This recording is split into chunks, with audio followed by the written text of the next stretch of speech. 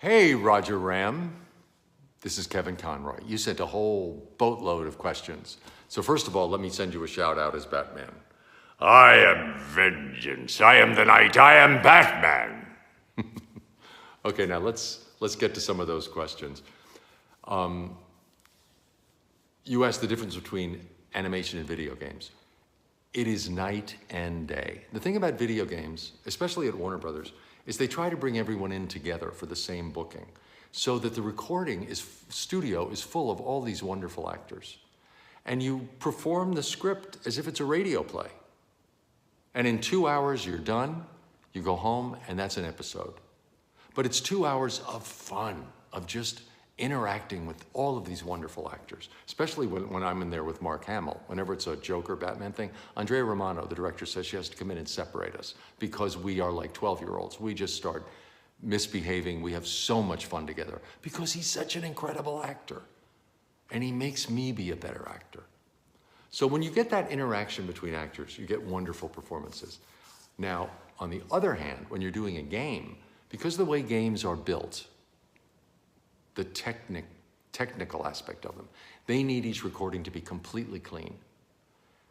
Because of think about it, however the player goes down a different rabbit hole, it leads to a whole different series of consequences. So each voice track is completely separate. So you're alone in a booth for 4 hours at a time, doing line after line after line after line after line. And then they want it with a little irony, and then they want it with a little humor, and then they want it more angry, and keep the anger, give us a little more sarcasm. I'm not kidding. It gets absolutely mind-bending because you're all alone. You don't get those other actors feeding you energy.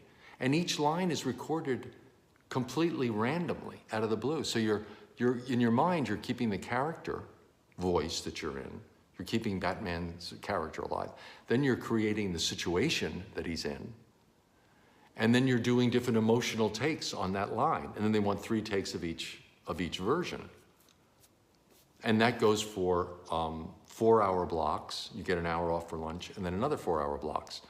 You do that for a week, and then you get a couple of weeks off, and they bring you in for another week.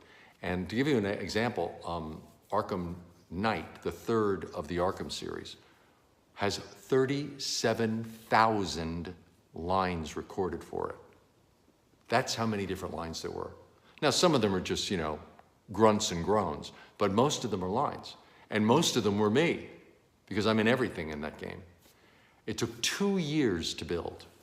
So to keep all that energy up and to keep the character alive and to keep the performance alive is so hard. And it's not why you become an actor. So it's no fun doing the games. But when you see the result and you see how beautiful it is and you see the performance rendered in that animation, I feel so proud to be a part of it, and I'm so proud of my performance in it. But the process of getting there is really difficult. So that's that question. How do you prepare when you're doing voiceovers? The most important thing is to keep your voice loose. I drink a lot of hot water with lemon and honey. And also not to get stuck in line readings. That's a big thing that a lot of actors do. They get stuck in a line reading and they can't get out of it. And I found a good way to avoid that is if it's an angry line, rehearse it once laughing. And if it's a laughing line, rehearse it once angry. Just to shake you out of what you're doing. You know what I mean? So you don't get stuck in a voice pattern, because I see it happen all the time. People get stuck in voice patterns, and then during the recording session, the director asks you to do something else, and you can't do it because you just can't hear how stuck you are. So I often rehearse the opposite. I have done some anime. The voice work doesn't tend to be that different.